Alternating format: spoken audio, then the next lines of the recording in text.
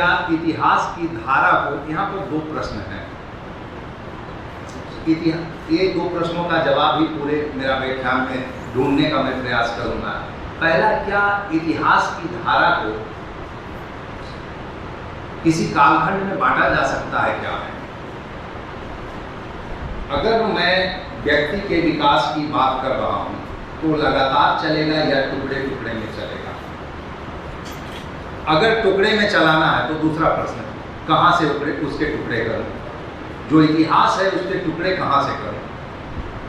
अभी जो सामान्य एक सिलेबस का पहला पेज हम लेके आए हैं, जो अभी वर्तमान में बिहार में चल रहा है, तो विषय शुरू करूं तो इस सिलेबस से बहुत उसका मतलब है, इसलिए मैं बताना चाहता हूं। हम लोग कितना भी समझा दें, 2 जोड़ 2 5 होता है, बच्चे को 2 जोड़ 2 4 ही समझ में आएगा, क्योंकि बच्चे से वह पढ़ते आया है, एक माइंडसेट बना हुआ है। आप कितना भी प्रूफ कर देंगे लेकिन वही पढ़ता है। तो हमारे माइंडसेट में घुसा हुआ है प्राचीन भारत, मध्यकाल और आधुनिक भारत, यह घुसा हुआ है। हमें कितना भी समझाया जाता है लेकिन अंत में फिर वहीं पर आते हैं। तो इस सिलेबस में इसलिए लेकर आया था कि 23 से पहले तक बिहार में जो पढ़ाई होती थी वही पढ़ाई होती थी। मैं भी पढ़ा, मेरे पिताजी पढ़े, सारे लोग, सब लोगों ने भी पढ़ाया है। पता नहीं 23 के बाद सब लोगों ने सिलेबस देखा है या नहीं देखा है, लेकिन 23 के पहले तक हम लोग यही पढ़ाते आए थे। 8 पेपर पढ़ना होता था, मैं इतिहास में पढ़ाना होता था बच्चों को। बीए फर्स्ट ईयर में हम लोग 1 पेपर पढ़ाते थे प्राचीन भारत, सेकेंड ईयर में जाते थे तो मध्यकालीन भारत पढ़ाते थे 1 पेपर में, और थर्ड ईयर में जाते थे तो 2 पेपर में हम लोग आधुनिक भारत पढ़ाते थे। ये हमारा पूरा भारत का इतिहास 4 पेपर में हम लोग खत्म कर देते थे। जो इतिहास के विशेषज्ञ होते थे, जो बच्चे इतिहास पढ़ रहे थे, उनके लिए था, और जो बाकी सिंपल पढ़ते थे उनके लिए 2 पेपर होता था। सिर्फ इंडियन हिस्ट्री पढ़ते थे, एक में पढ़ लेते थे वो दिल्ली सल्तनत तक और दूसरे में पूरा आज़ादी तक। यह उनके लिए था, जो सामान्य छात्र जो इतिहास के नहीं थे लेकिन इतिहास में आते थे, उनके लिए था।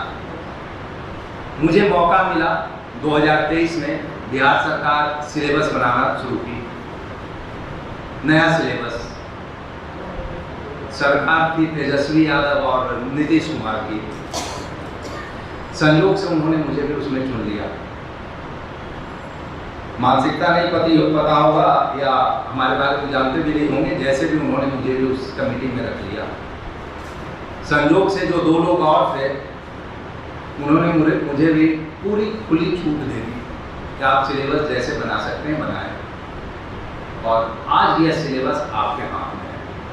आपको जानकर आश्चर्य होगा, अब जो सिलेबस आप पूरे बिहार में पढ़ते हैं वह एक अनूठा सिलेबस है। पहला पेपर जो पढ़ना है, अगर आप इतिहास में कदम रख रहे हैं, घुस रहे हैं, तो पहला पेपर पढ़ना है आपको आइडिया ऑफ भारत को। जैसे ही इतिहास में आप घुसेंगे तो आप पहले जो पढ़ते थे घुसते के साथ प्राचीन काल, और फिर सेकेंड ईयर में मध्यकाल, और उसके बाद फिर आधुनिक काल, वह मैंने खत्म कर दिया, या हम लोगों ने या सरकार ने खत्म कर दिया। और अब आप जो पहला पेपर पढ़ते हैं जैसे ही घुसते हैं, वह आइडिया ऑफ भारत होता है, यानी पहले आप भारत को जानो। इतिहास में घुसने से पहले भारत का क्या कंसेप्ट है, सब शब्द भी हम लोगों ने भारत यूज किया, न कि इंडिया। आइडिया ऑफ भारत यह सिलेबस है।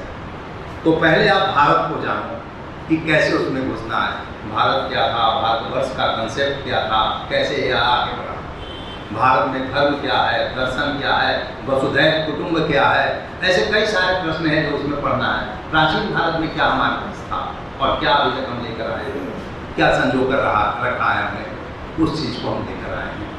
तो इतिहास को हमने बदलने का प्रयास किया। बड़ा इतिहास जो सिलेबस तो आ गया, बाद में संयोग से जिन्होंने बनवाया था उनके काम तक यह बात पहुँची कि इतिहास का सिलेबस क्या बन गया है। बहुत चर्चा है बाजार में, क्योंकि बनाने समय तो उन लोगों को समझ में नहीं आया कि उन्होंने क्या बना कर दिया। जब मार्केट में आया तब लोगों को समझ में आया कि बात कुछ गड़बड़ा गया है।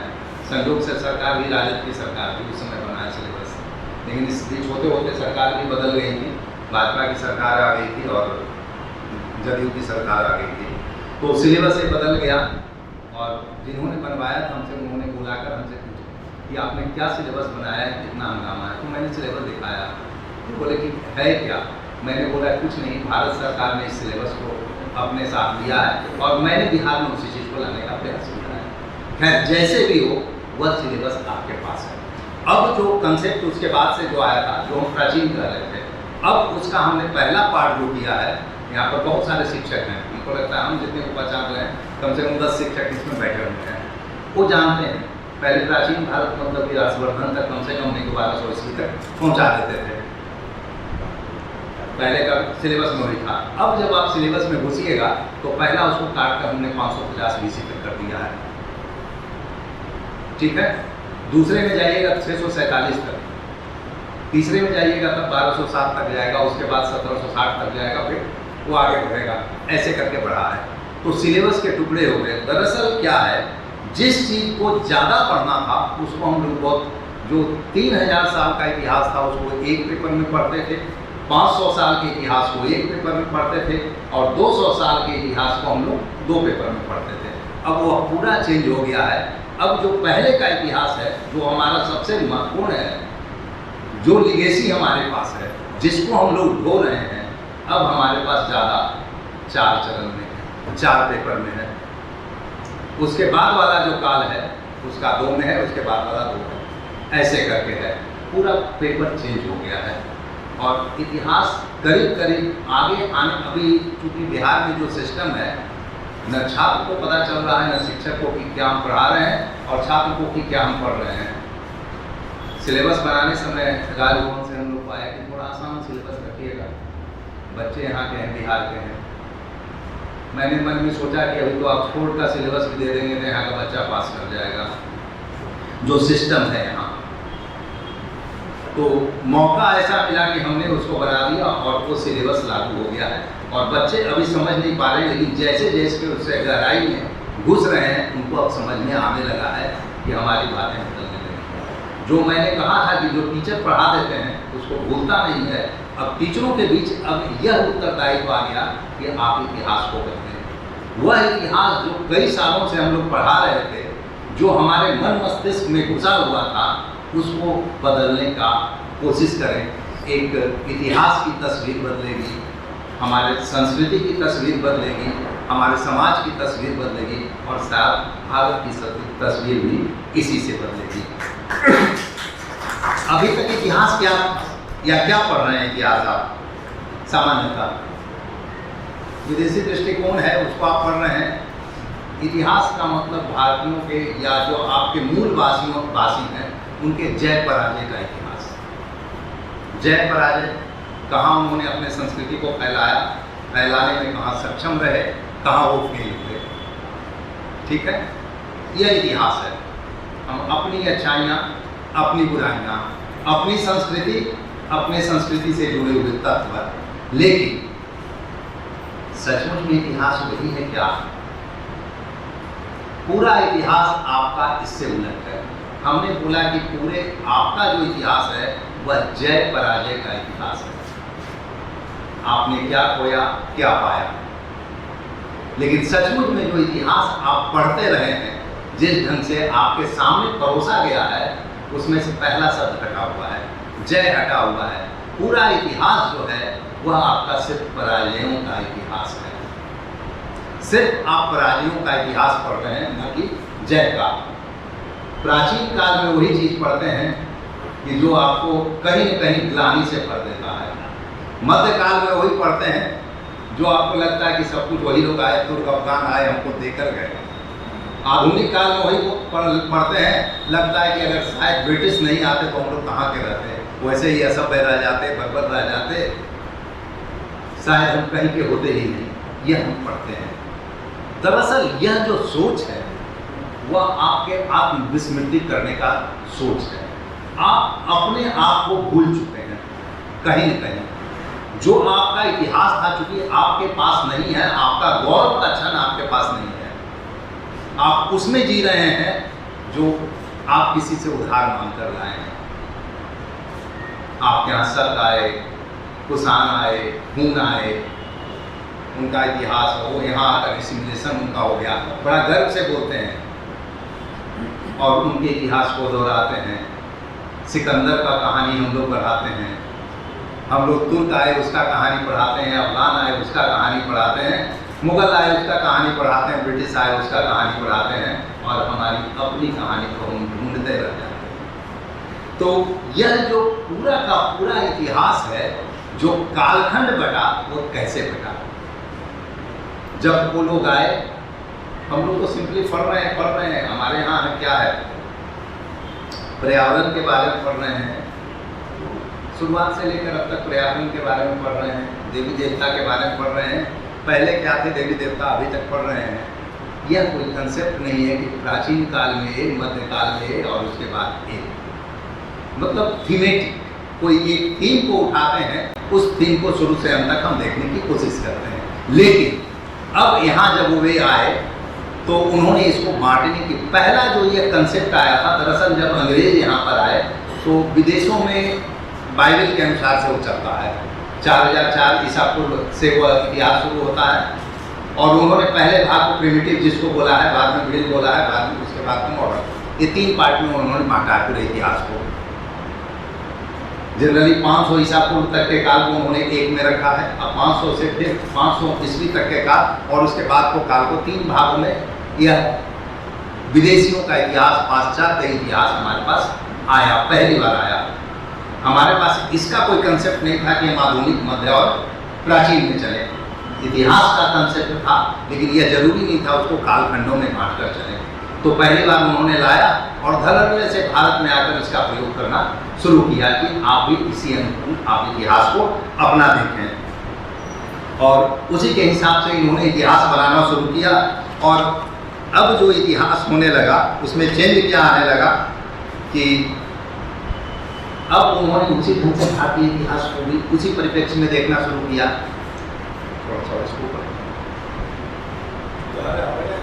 नीचे झुकना पड़ रहा है थोड़ा सा, इसको उठाइए, इसको ठीक।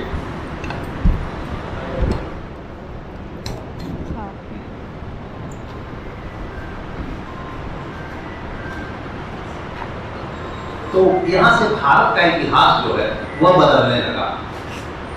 अब हम लोग दूसरे ढंग से सोचने लगे, हमारे पास कुछ सोचें आ गई। सोच भी कैसे, सोच के साथ भी कुछ सोच जुड़ी हुई है। दरअसल अभी भी जो मानसिकता हमारी है, कभी भी ज्ञान की जब बात होती है तो ज्ञान के लिए हमेशा हम लोग पश्चिम की ओर देखते हैं। ज्ञान की बात करें फिर पश्चिम की ओर झांकते हैं, वो हाँ कहता है तो हमें लगता है मैंने सही बोला, वो ना कहता है तो लगता है मैंने गलत बोला। पश्चिम का मतलब आप समझ रहे हो, विदेशियों की ओर हम लोग झांकते हैं। अगर उन्होंने आपके ज्ञान को ओके कर दिया तब तो ठीक है, अगर नहीं किया तो वो गड़बड़ है। ज्ञान के लिए वहां झांकने लगे। संयोग से ब्रिटिश सरकार भारत में आ जाती है, ब्रिटिशों का हुकूमत हो जाता है, अंग्रेज यहाँ आ जाते हैं किसी भी तरह से, क्योंकि उस घटना का वर्णन नहीं करना है, काल पर जाना है, वो किसी तरह से आ जाते हैं। एक इतिहासकार सामने आते हैं, जेम्स मिल। जेम्स मिल की एक किताब आती है 1817 में। 1817 में हिस्ट्री ऑफ ब्रिटिश इंडिया करके उन्होंने एक किताब लिखा। उन्होंने भारतीय इतिहास को पहली बार 3 खंडों में बांटा, घोषित रूप से। अघोषित रूप से पहले से था, लेकिन पहली बार घोषित रूप से जेम्स मिल ने उसको 3 भागों में बांटा। उन्होंने कहा, पहला भाग को उन्होंने कहा हिंदू काल, दूसरे भाग को उन्होंने कहा मुस्लिम काल, और तीसरे भाग को उन्होंने कहा ब्रिटिश काल। पहला बंटवारा था इतिहास का, जो कि जेम्स मिल ने अपनी पुस्तक में किया था। इसके पहले कोई इस ढंग का कंसेप्ट हमारे पास नहीं था। बड़ा गर्व से कहते हैं वो कि मैंने जो ये विभाजन किया, इससे वैज्ञानिक और नहीं कुछ हो सकता है, इससे निष्पक्ष और कुछ नहीं हो सकता है। एक तथ्य मैं मिल के बारे में पहले आपको बता दूं, वे भारत कभी नहीं आए थे। दूसरा तथ्य, वे भारत के किसी लोग से नहीं मिले थे, ये दूसरा फैक्ट था। उन्होंने लिखा कैसे था, कुछ विदेशी जो यहाँ आए थे उनके संस्मरण उन्होंने देखा था, कहीं कहीं कहानियों में जो भारत का जिक्र आता था उसको उन्होंने पढ़ा था, और उसके आधार पर उन्होंने भारत का इतिहास लिखा था, भारत के बारे में लिखा था और भारतीय इतिहास को के लिए काल विभाजन उन्होंने कर दिया था। और जब उनसे कहा जाता था इसके बारे में कि आपने कैसे लिखा, तो बड़ा एकदम गर्व से बोलते थे कि मैं जो भी लिखा हूँ निष्पक्ष लिखा हूँ। उनका तर्क यह था कि अगर मैं भारत जाता तो किसी को देखता, किसी से मिलता तो मैं उससे प्रभावित हो जाता, इसलिए मेरा निष्पक्ष है। मैं वहाँ गया नहीं, मैं वहाँ देखा नहीं, इसलिए मैं जो लिख रहा हूँ पूरा सही है। उनका अपना तर्क था और उन्होंने इस तर्क के बदौलत ही पूरे विश्व को बताया कि भारत में 3 तरह के काल हैं। पूरे इतिहास को, भारतीय इतिहास को जो देखा जाएगा 3 तरह का इतिहास, पहले हम लोग हिंदू काल, फिर मुगल काल और उसके बाद फिर ब्रिटिश काल। ब्रिटिश काल जो उन्होंने रखा था वो इसलिए रखा था कि ताकि जो साम्राज्यवादी सरकार है उसकी दृष्टि उन पर पड़े और कुछ कृपा हो जाए, और कृपा हो गई। 14 में हमने बोला किताब लिखी और 17 में इनकी नौकरी हो गई, ये क्लर्क के रूप में, प्रोफेसर नहीं थे, क्लर्क के रूप में। और जल्दी ही इस किताब को ऐसा एडॉप्ट किया गया जैसे ये टेक्स्ट बुक है। इंग्लैंड के कई सारे यूनिवर्सिटियों में इसको पढ़ाया जाने लगा, इसको रेफरेंस इसका किया जाने लगा। इनकी नौकरी जो क्लर्क के रूप में थी, इनको सीनियर क्लर्क बना दिया गया। इनके बेटे का नाम आपने सुना होगा, स्टुअर्ट मिल। जब आज़ादी की लड़ाई हुई थी तो ब्रिटिश सरकार में होते और अंतिम समय तक उन्होंने ब्रिटिश सरकार को बचाने का, मतलब इनको पूरा इनाम मिला, खुद मिला, बेटे को मिला, पूरा इनाम वो लेकर गए। और बदले में क्या दिया, भारत को एक आइडिया दिया, हिंदू काल, मुस्लिम काल, ब्रिटिश काल, जो कि लगभग अभी तक हम लोग ढोते आ रहे हैं उसको पूरी तरह से। तो यह जो काल विभाजन था वहाँ से हमारा शुरू हो जाता है। जेम्स मिल के बाद संयोग से 2 इतिहासकार जिनका नाम आता है ब्रिटिश सरकार में, एक डॉडवेल का नाम आता है और एक स्मिथ का नाम आता है। पहले स्मिथ ने इसी को उन्होंने दूसरे तरह से इन्होंने कहा, उन्होंने जो बांटा था कि हिंदुओं के काल तक उन्होंने हर्षवर्धन तक के काल को कहा हिंदू काल है, और उसके बाद के काल को उन्होंने मुगल काल वहाँ से बोला शुरुआत हो गया, और मुस्लिम काल, और उसके बाद उन्होंने ब्रिटिश काल उन्होंने किया था। तो स्मिथ ने इसमें थोड़ा सा चेंज लाया। स्मिथ की भी 2 पुस्तक है। पहली पुस्तक में उन्होंने 3 भाग में बांटा था, भारतीय इतिहास को 3 भाग में बांटा था पहला में। और उन्होंने पहला भाग में जो प्राचीन काल था उसको 2 पार्ट में उन्होंने कर दिया था, और इतिहास को उन्होंने मध्यकाल तक लाकर छोड़ दिया था।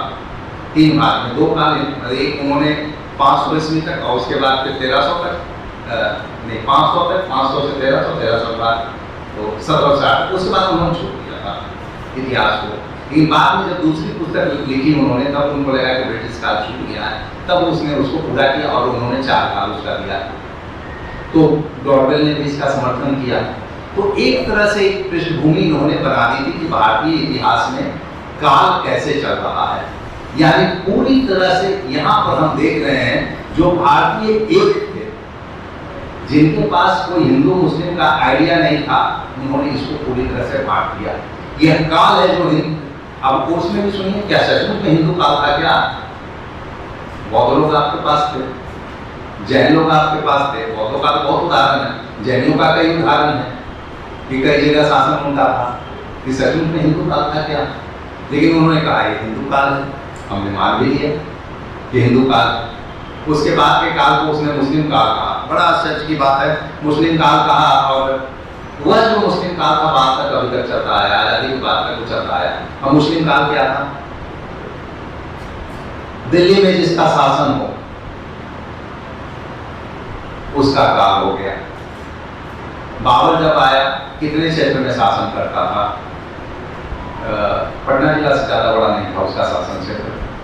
लेकिन जब हम इतिहास पढ़ते हैं तो पूरे भारत का सम्राट उसको बनाते हैं।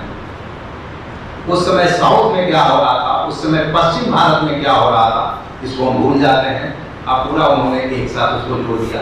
यह जोड़ना था या तोड़ना था। इतिहास कहीं और था, निगाहें कहीं और थी और निशाना कहीं और लग रहा था। यानी उन्होंने पूरे भारत को के इतिहास को विकृत कर दिया, तोड़ दिया। जो इतिहास सिंपल चल सकती थी, सर्वसुलभ था, सब लोगों के लिए था, उसको इसने हिंदू में बांटा, मुस्लिम में बांटा, ब्रिटिशर्स में बांटा। यह उन्होंने एक नई सोच, एक अलग सोच करके दे दी। तो यह इतिहास जो है पूरी तरह से यहाँ से कट चुका था। यानी यह भी जो हम लोग इतिहास और सिलेबस में भी आप क्या पढ़ते थे, प्राचीन काल मध्यकाल, हाँ, यह चलता रहा तब तक आज़ादी तक। लगभग उनकी सोच वैसे। आज़ादी के बाद तथाकथित बड़े बड़े इतिहासकार आए, है ना, बोलने में कोई परहेज नहीं, मार्क्सवादी इतिहासकार जब आए, उन्होंने इसको थोड़ा पर्दे में ढका। पर्दे में भी ये ढका, उन्होंने कहा कि जिसको हिंदू काल बोलते हैं उसको उन्होंने कहा प्राचीन काल, जिसको मुस्लिम काल बोला था मिल ने उसको कहा मध्य काल, और जिसको ब्रिटिश काल कहा था उसको उन्होंने कहा आधुनिक काल। बस बोतल नहीं और शराब पुरानी, उन्होंने फिर से उसको डाल दिया। उसी चीज को अब इन्होंने तोड़ा मरोड़ा और वहां से लेकर फिर से आ गए और उसको उन्होंने कलेवर दिया कि हम बात हिंदू मुस्लिम की नहीं कर रहे हैं, हम सेकुलर हैं, हम बात करते हैं प्राचीन की बात करते हैं, मध्य की बात करते हैं और आधुनिक की बात करते हैं। अब यहाँ भी सोचिए, प्राचीन जो बीत गया, मध्य जो थोड़ा ठीक है, और आधुनिक जो सबसे सभ्य तथाकथित ब्रिटिशर्स, उनको बताया असभ्य, थोड़ा सभ्य और पूर्णतः सभ्य। इस ढंग से उन्होंने इतिहास को बांटा और बोला कि वह जो इतिहास है, पहले जो हिंदू काल, मुस्लिम काल और ब्रिटिश काल था, उसको इन्होंने चेंज किया। अब वह हो गया प्राचीन काल, मध्यकाल और आधुनिक काल। इस ढंग से उन्होंने एक पर्दा डालने की कोशिश की। एक बीच में हमारे यहाँ एक इतिहासकार आए जो पहली बार इंडियन, जिनको कह सकते हैं, जिन्होंने पहली बार सोचा, उनका नाम था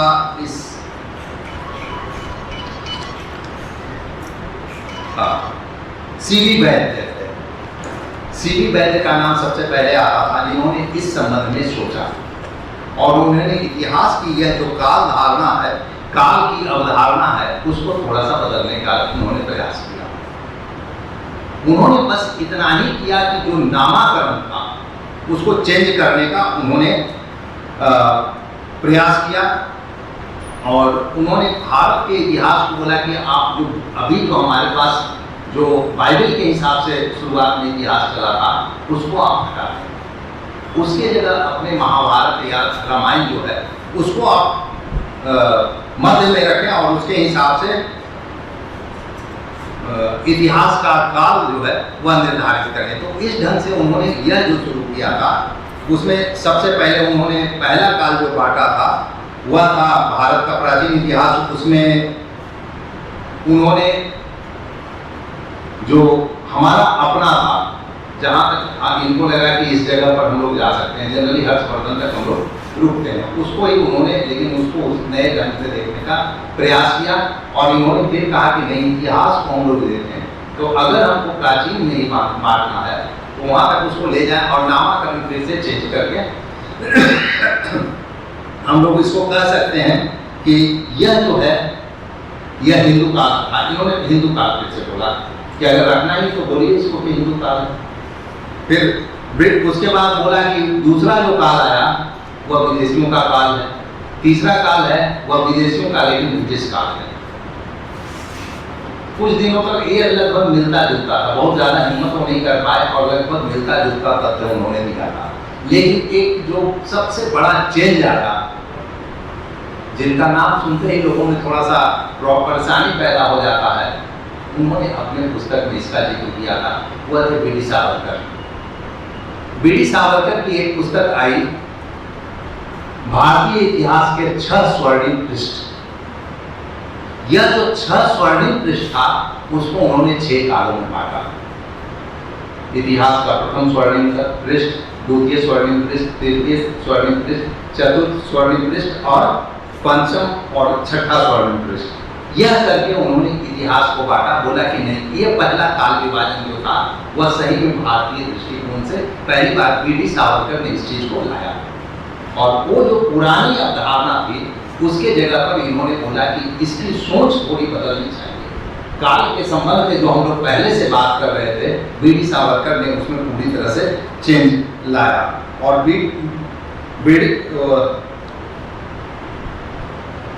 उन्होंने जो चेंज लाया उसका पहला जो था स्वर्णिम पृष्ठ,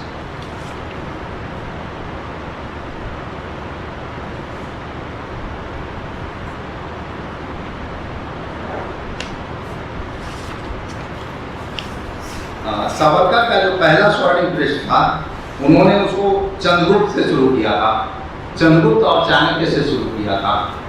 बोला कि हमारा इतिहास वहां से शुरू होता है, उसके पहले का इतिहास बोलते हैं कि ठीक है मेरे पास इतिहास तो था, क्योंकि उसमें स्रोतों की कमी थी हमारे पास।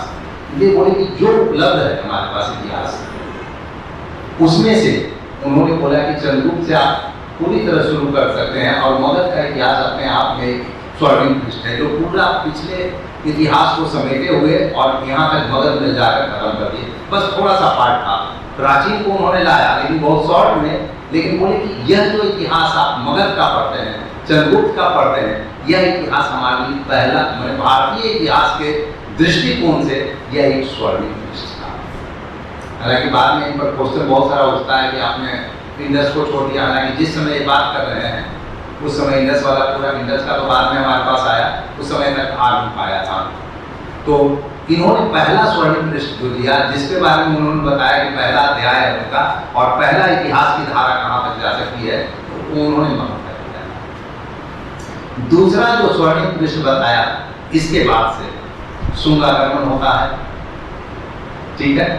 सब शुंग जो आते हैं वहाँ वो जाते हैं, शकों का आगमन होता है, शुंगों का आगमन होता है, सॉरी शुंग आते हैं और शक बाहर जाते हैं। तो शुंग वाला जो इतिहास है उसको कहते हैं दूसरा, और इसका उन्होंने बहुत विस्तृत वर्णन किया।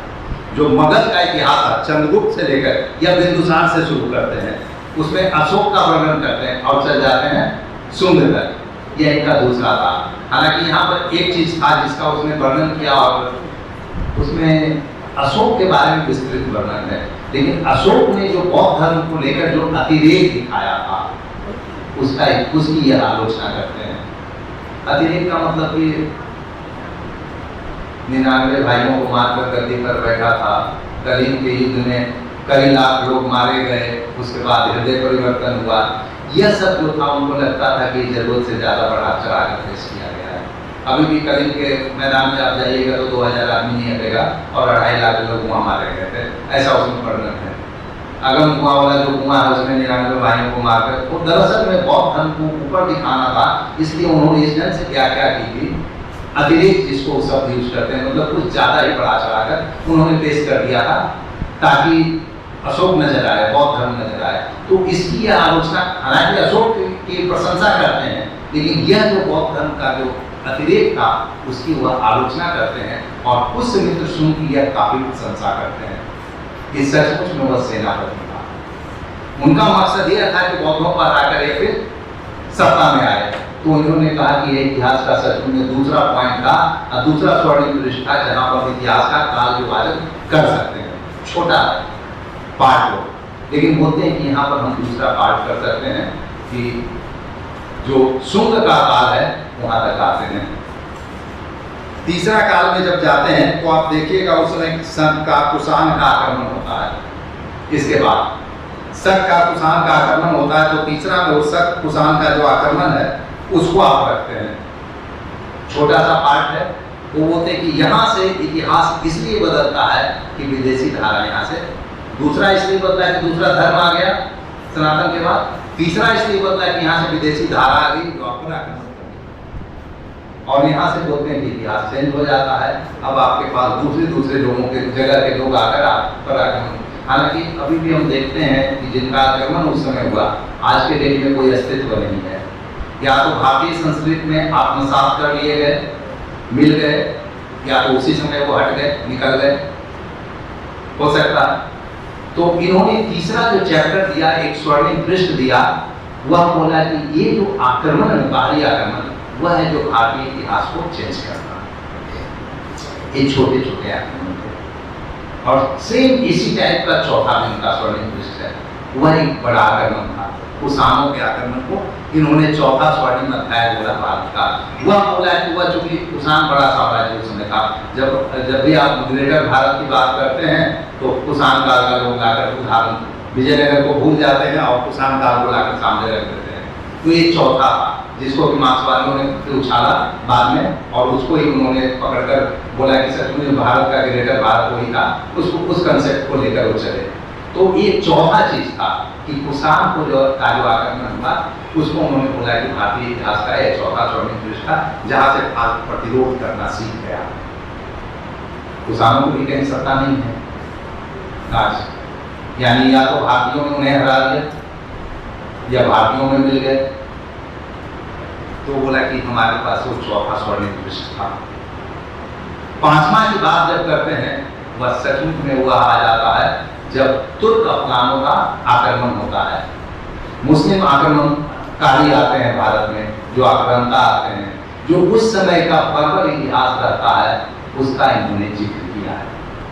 अपने अगले पंचम पृष्ठ में उन्होंने पूरा वह जो मध्यकाल का इतिहास जिसको हम बोलते हैं उसको इन्होंने पंचम पृष्ठ में रखा है और बोला है कि भारतीय इतिहास का जो यह रूपरेखा है यहाँ से पूरी तरह से बदल जाती है जब मुस्लिम आक्रमणकारी आते हैं। और भारतीय जो पहले से जो सत्ता थी, पहले से जो हमारा अपना जो परंपरागत इतिहास चल रहा था उसमें वे छिन्न भिन्न करने के लिए, उसमें वह कुछ न कुछ चेंज करने के लिए वहां से आ गए और सचमुच में वहां से हमारा जो भारतीयपन है वह कहीं कहीं प्रभावित होने लगता है वहां से।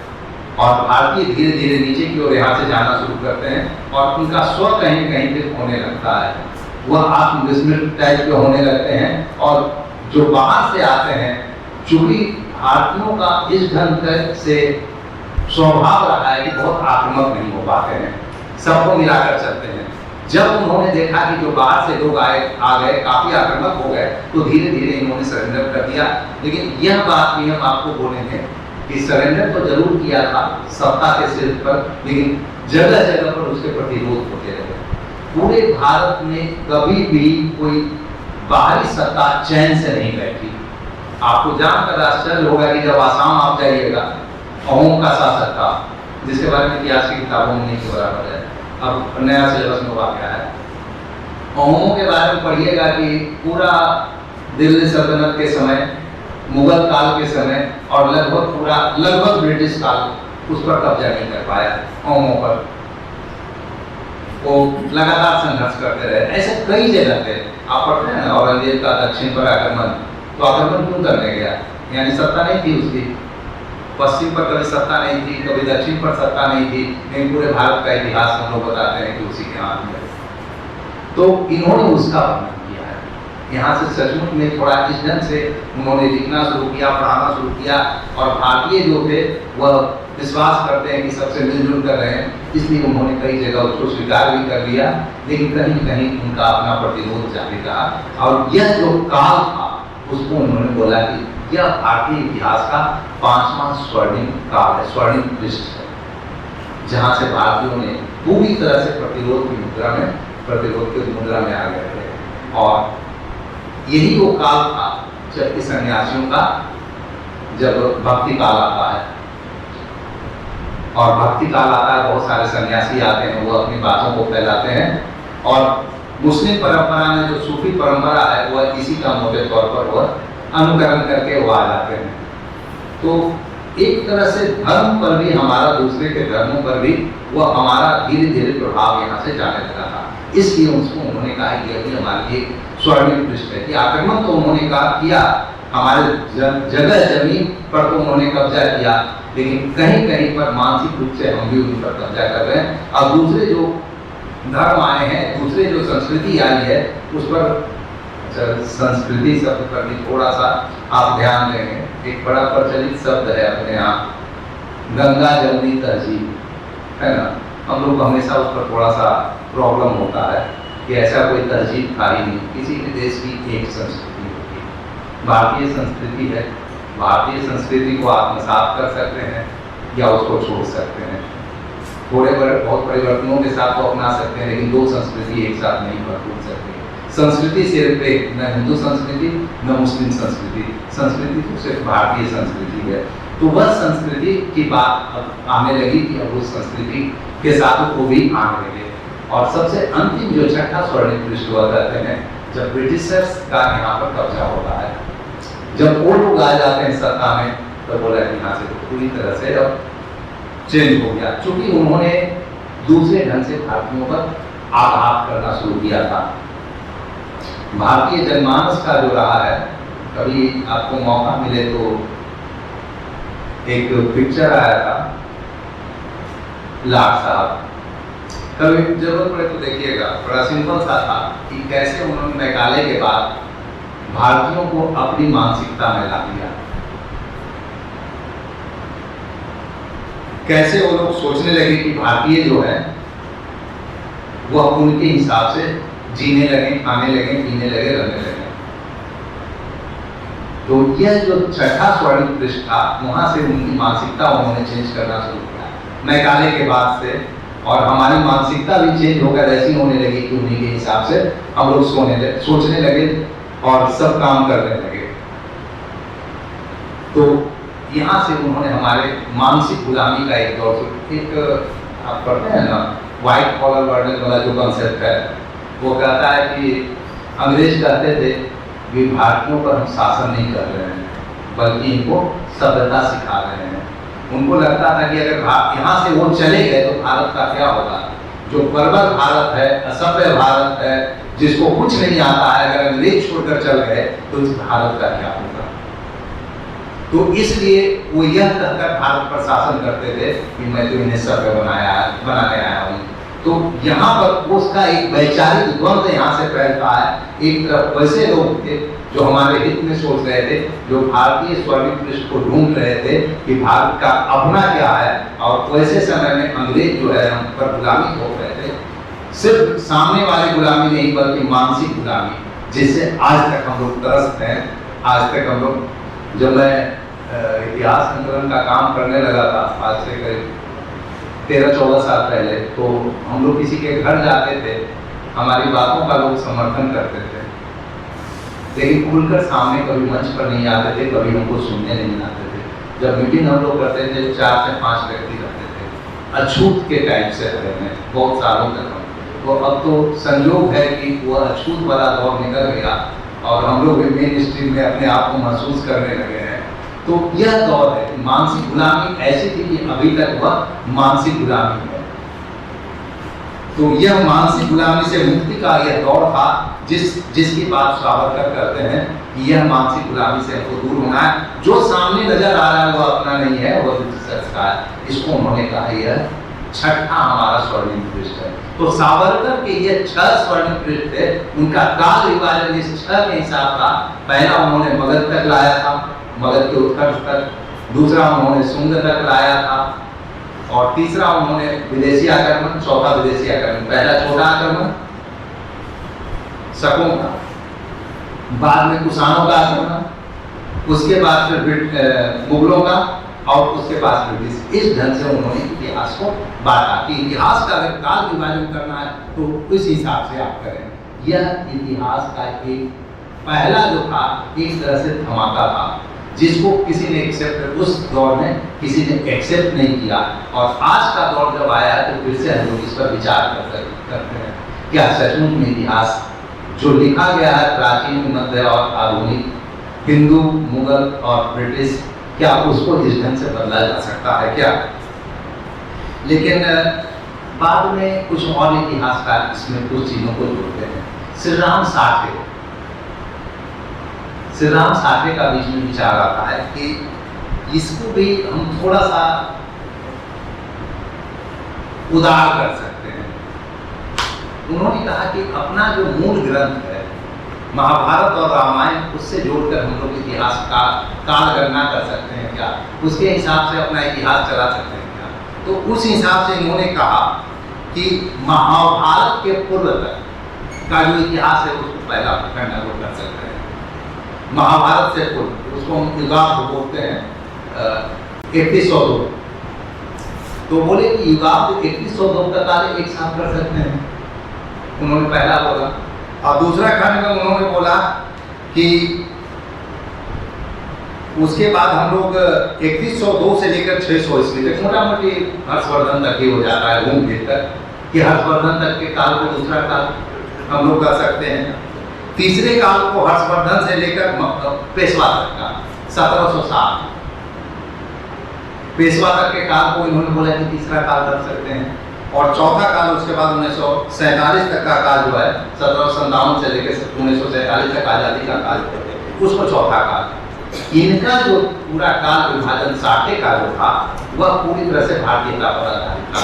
उन्होंने पहला कहा कि महाभारत के पहले हम लोग का जो था वह त्रेतायुग द्वापर युग जो भी था, मतलब एक सोचने की अलग दिशा थी, पूरे धर्म के हिसाब से सोचते थे। वहाँ धर्म में कर्म पूरी तरह से हावी हो गया, जहाँ पर कृष्ण को हम लोग उस रूप में देखते हैं कि वह आदमी का रूप धारण कर लेते हैं और जो आदमी गुण मानवीय चरित्र है उसके उनके अंदर में आ जाता है। तो वहाँ से बोलते हैं कि वहाँ से हम चेंज करें, और वहाँ से वहाँ जाते हैं 600 ईस्वी तक, जब तक बोलते हैं कि पूर्णतः हम लोग मानते हैं कि वो हमारा ही काल था। और 600 के बाद से जो चेंज होता है, हालांकि 600 से लेकर 1200 तक का काल भी ऐसा था जिसको हम किसी भी दृष्टि में यह नहीं कर सकते हैं कि विदेशियों का था, लेकिन इन्होंने 600 तक में उसको बांट दिया था। और 600 से इन्होंने जो अगला जो काल विभाजन किया था 600 से लेकर 1760 का काल पेशवाओं का, यानी मराठा वहाँ लेकर चले गए थे कि हम जो विभाजन करें उसमें पूरी तरह से भारतीयता का विभाजन करें। वहाँ तक मराठों तक गए थे, और मराठा से लेकर आजादी तक का काल विभाजन उन्होंने एक साथ इस राम साठे का एक था जो कि बीच में आया। एक हाल फिलहाल में गुजरे हैं टी.टी. वर्मा, जो भी इश्यू में थे, सब लोग शायद जानते भी होंगे, कई बहुत पुराने नहीं थे।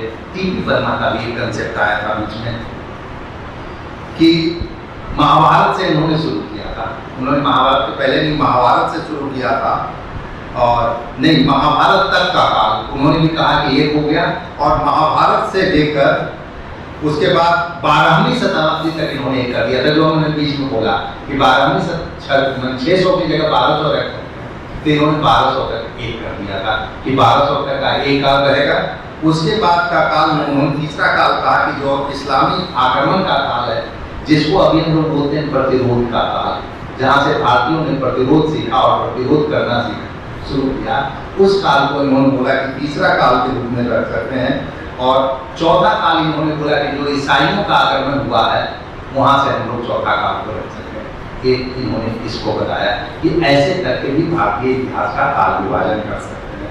तो एक कई सारे काल विभाजन आए जिसमें अलग अलग लोगों का दृष्टिकोण था, लेकिन मैं फाइनली जिनके बारे में चर्चा करना चाहता हूँ, जिनके विचारों को हम लोग चाहते हैं कि वह सामने आए और इतिहास का काल विभाजन जो नए ढंग से हो, वह ये है कि पहला जो इसमें जो नाम हम लेंगे वो सतीश चंद्र मित्तल का, प्रोफेसर सतीश चंद्र मित्तल सर का नाम लेंगे, जिन्होंने लास्ट में काल विभाजन किया और उन्होंने अपना एक आधार दिया और उसका नामकरण उन्होंने चेंज किया। और यह तो हम इतिहासकारों पर हैं कि किस धारा को अपनाएं, लेकिन इन्होंने जो दिया जिसको हम लोग लेकर चलते हैं, वो पहला काम दिया था age of cultural expansion, Bharat में सांस्कृतिक प्रसार का था।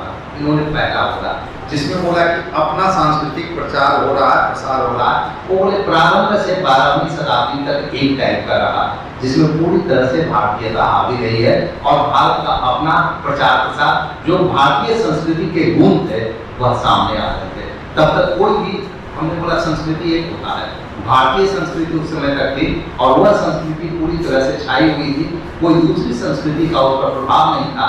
उस काल को उन्होंने बोला कि उसको एक जगह हम लोग कर सकते हैं।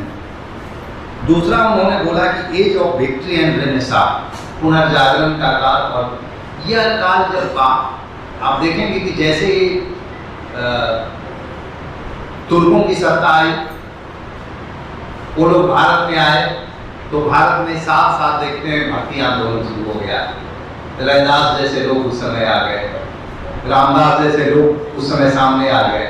उन्होंने एक भक्ति की परंपरा शुरू की, लोगों की मानसिक चेतना में चेंज लाया। तो ये दूसरा काल जो उन्होंने कहा वह विजय एवं प्रतिरोध का काल, जिसको हम लोग age of victory and renaissance कहते हैं, जो 1760 तक लगभग रहा।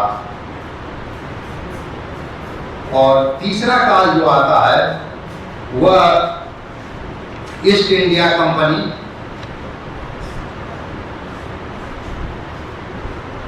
जो 1760 से लेकर ईस्ट इंडिया कंपनी में, दूसरा काल 1760 जो कि साठे ने व्यक्त किया था वहां, और फिर इन्होंने 1760 से लेकर ईस्ट इंडिया कंपनी के आने तक के काल को कहा।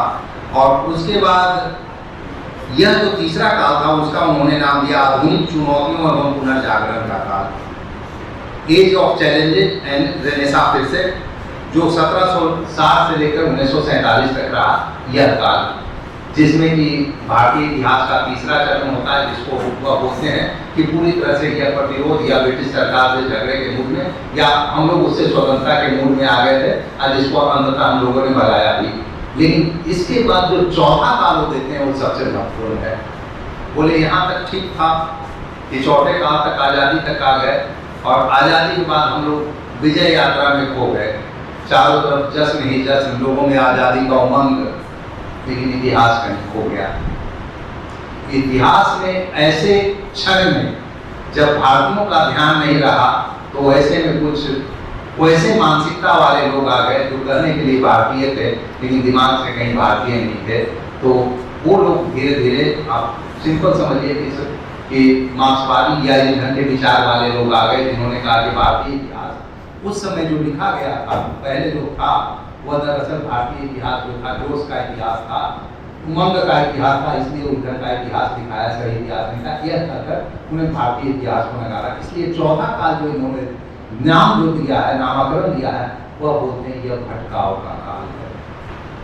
यह जो इतिहास का काल था 1947 से 2014 तक, यह इतिहास का भटकाव का काल था। और यह जो काल था वह भारतीयों के लिए सबसे बुरा काल था। हमारी सत्ता, हमारा इतिहास, लेकिन हम पढ़ कुछ और रहे थे। पढ़ क्या रहे थे? अभी 23 से पहले तक जिस सिलेबस की मैं बात करता हूँ, हम पढ़ते थे फारिस्ट, हम पढ़ते थे जालियांवाला बाग हत्याकांड, हम पढ़ते थे चौरी कांड पढ़ते थे, हत्याकांड पढ़ते थे, हम पढ़ते थे क्या काबुली। अब जरा सबको हम पढ़ते थे 1857 का विद्रोह। इतिहास तो हमारा था लेकिन कहीं से हमारा था ही नहीं, कहने के लिए हमारा था लेकिन कुछ नहीं था। हम पढ़ते हैं सुभाष चंद्र बोस के बारे में, भगत सिंह के बारे में, उनका पक्ष हम पढ़ते हैं कि भगत सिंह बहुत आज तारीफ होता, लेकिन किताबों में क्या है तो आतंकवादी थे, ठीक है, वो हम पढ़ रहे थे। हम पढ़ते थे काकोरी कांड, मैंने बताया काकोरी के कांड क्यों कहते थे भाई, क्या हुआ था? काकोरी में ट्रेन जा रही थी, भारतीयों ने उसको लूट लिया था, उसके हथियार लूट लिए थे, पैसे लूट लिए थे। ब्रिटिश के लिए हमारा कांड था, उसके लिए बड़ा सा हमारा भी तो स्ट्रेटजी था, हमारा स्ट्रेटजी था लूटो उस प्रशासक, उसको उसी के हथियार से हटाओ। फिर हम पढ़ते हैं जो इतिहास वह हमारा नहीं बल्कि उसने जो दे दिया उस इतिहास को पढ़ लेते हैं। अंग्रेजों के लिए फारिस्ट बहुत दूर था, हम लोग उसके हिसाब से पढ़ते हैं, भारत से बहुत नजदीक है। चीन जापान आप पढ़ रहे हैं, हम इंग्लैंड के हिसाब से फारिस्ट पढ़ रहे हैं। 14 चौरी जो हम लोग पढ़ रहे हैं, क्यों पढ़ रहे हैं? तो कहते हैं बड़ा सा हत्या, अरे प्रतिक्रिया थी, हमारी प्रतिक्रिया थी, आज़ादी की लड़ाई थी, लेकिन हम लोग जो पूरे इतिहास में पढ़ते हैं उसको हत्याकांड कहते हैं। 1857 का विद्रोह हम लोग पढ़ते हैं, क्यों पढ़ते हैं भाई? विद्रोह उनके लिए था, उनके विरुद्ध में विद्रोह था, हमारे लिए तो क्रांति था, हमारे लिए तो स्वतंत्रता संग्राम था। तो इतिहास की ये जो भटकाव का वर्ष था, ये जो गुणों का वर्ष था, इसको फिर से त्यागने की जरूरत है। हमें फिर से उस इतिहास को लाना है जो सचमुच में हमारा स्वर्णिम इतिहास है। और हम लोग इतिहास संकलन समिति के माध्यम से ऐसा प्रयास कर रहे हैं। और मुझे मौका मिला प्रकाश चंद्र प्रसाद जी के जयंती पर इसको बोलने का, तो हमारे पुण्यतिथि पर इसको बोलने का, तो हमारे लिए बड़ा सौभाग्य है कि वैसे इतिहासकारों के भी जो इसके लिए प्रयास करते रहे, जो राष्ट्रवाद के लिए जूझते रहे, वैसे इतिहासकारों के पुण्यतिथि पर मुझे बोलने का मौका मिला, तो मैंने अपने इस ढंग के विचारों को रखा। बहुत बहुत धन्यवाद।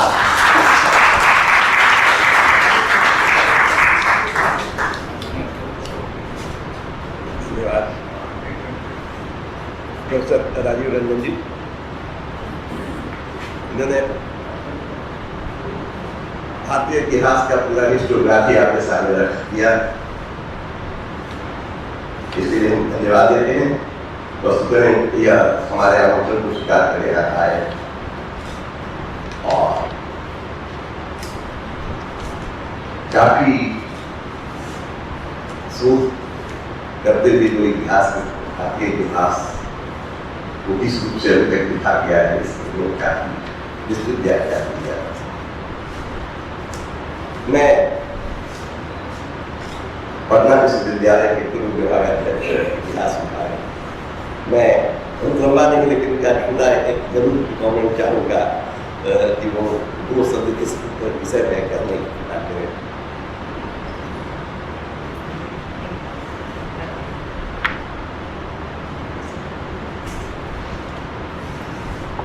बिहार पुराविद परिषद के अध्यक्ष, आज के मुख्य वक्ता प्रोफेसर राजीव रंजन जी, सभागार में उपस्थित विद्वत्तजन, राजीव रंजन जी ने भारतीय इतिहास के कालखंड से संबंधित जो विभिन्न विचारधाराएं हैं या जो कंट्रोवर्सीज है, उनकी तरफ हमारा ध्यान आकृष्ट करने का प्रयास है। यह निर्विवाद है कि जेम्स मिल ने जो इतिहास का विभाजन किया, वही विभाजन अभी तक हमारे मस्तिष्क में चला रहा है, भले उसका नोमेनक्लेचर चेंज कर दिया है। हिंदू काल, मुस्लिम काल और ब्रिटिश काल के स्थान पर हम आज प्राचीन, मध्य और आधुनिक काल जैसे टर्म का यूज करते हैं। विगत वर्षों में अनेक इतिहासकारों ने इस काल खंड को नए दृष्टिकोण से देखने का प्रयास किया है, जिसकी तरफ राजीव रंजन जी ने खास करके वो वीर सावरकर का उल्लेख किया कि इतिहास को 5 या 6 खंडों में विभक्त किया जा सकता है। वीर सावरकर को बहुत आलोचक इतिहासकार मानते ही नहीं है और उनकी आलोचना करते हैं कि उन्होंने गलत ढंग से यह बात की। लेकिन ये उनकी जो पुस्तक छपी थी 1857 का स्वतंत्रता संग्राम, वो पहले विद्वान थे या भारतीय क्रांतिकारी थे जिन्होंने 1857 के विद्रोह को भारतीय स्वतंत्रता संग्राम के नाम से विभूषित किया, क्योंकि उसमें भारतीयों ने अंग्रेजी शासन से मुक्त होने के लिए प्रयास किया। ये कंट्रोवर्सी अभी तक चलते आ रहे हैं कि हम भारतीय इतिहास के कालखंड का कैसे विभाजन करें।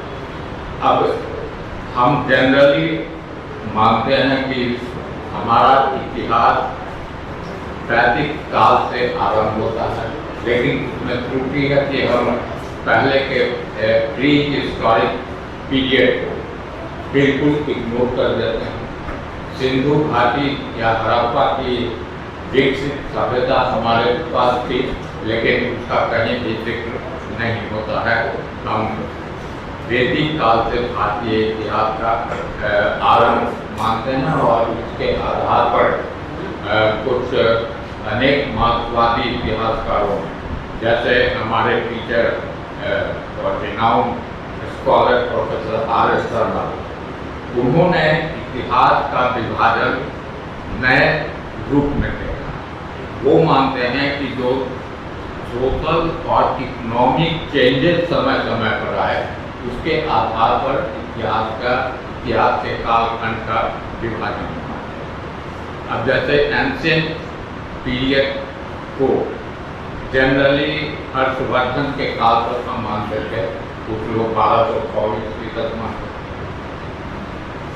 मध्यकाल को 1206 से लेकर के 1757 तक माना जाता था और उसके बाद 1757 से 1947 के लिए यह स्वतंत्रता प्राप्ति तक का आधुनिक काल है। अभी पूरे फेज को अगर हम देखें तो इसमें न सिर्फ पॉलिटिकल चेंजेस हुए हैं, पॉलिटिकल चेंजेस महत्वपूर्ण हैं, उसको हम डिनाई नहीं कर सकते हैं, लेकिन उसके साथ साथ सोशल और इकोनॉमिक फील्ड में या उसमें रिलीजन को भी आप इंक्लूड कर सकते हैं। इन क्षेत्रों में समय समय पर महत्वपूर्ण परिवर्तन आते गए हैं जिसने भारतीय इतिहास को गहरे रूप से प्रभावित किया। तो अब अनेक विद्वान जैसे आर्य शर्मा अर्ली इस फेज को अर्ली मेडिवल के रूप में देखते हैं। प्राचीन जो हम 1206 तक मानते हैं उसको वो अर्ली मेडिवल के रूप में देखते हैं और बतलाते हैं कि कैसे सोशल और इकोनॉमिक चेंजेस एमर्ज करते हैं, जिसमें सबसे इम्पोर्टेंट था फ्यूडलिज्म का एमर्जेंस या सामंतवाद का उदय। एक्चुअली सामंतवाद एक पद्धति थी, ये यूरोप में प्रचलित थी, उसी का प्रोटोटाइप हम भारत में भी कहते हैं। तो उस समय से बहुत महत्वपूर्ण चेंज हम पाते हैं। Whole social system, whole economic system बदल जाता है, तो वह एक विभाजक लाइन बन जाता है। और फिर 1206 के बाद तो वो सल्तनत काल और मुगल काल का एक अलग ही फेज है। अंग्रेजों के समय का प्लासी के युद्ध के बाद फिर एक सिग्निफिकेंट चेंज आता है। तो ये सारी समस्याएं हमारे पास हैं कि हम एक्चुअली इंडियन हिस्ट्री का डिवीजन कैसे करें। ये बहुत ही कंट्रोवर्शियल है कि इस पूरे लंबे कालखंड को हम कैसे एक साथ समाहित करें और उसको कैसे डिवाइड कर सकें कन्वीनियंट। राजीव जी ने उस तरह कुछ नए नोमेनक्लेचर का जिक्र किया है जो हमें लगता है कि वो अधिक प्रॉपर हो सकता है अगर हम उसको डीपली कंसीडर करें। बहुत लोग उससे एग्री नहीं करेंगे, लेकिन हमें उस बात पर भी ध्यान देने की ज़रूरत है और हमें सुनना है।